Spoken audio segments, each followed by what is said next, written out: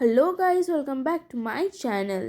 দীঘার দ্বিতীয় দিনে সকাল সকাল রওনা হয়েছিলাম দীঘার মোহনাটা দেখার জন্য।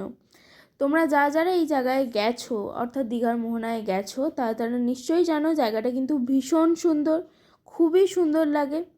আর আমিও গেছি, আর আমার তো দারুণ লেগেছে জায়গাটা। যাই হোক, সেদিন রাতেও অবশ্য দীঘার সমুদ্র সৈকতে গিয়েছিলাম, একটুখানি সময় কাটিয়ে এসেছি, বেশ ভালো লাগলো।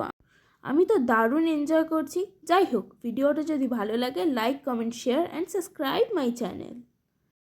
আর পুরো ভিডিওটা দেখার অনুরোধ রইল।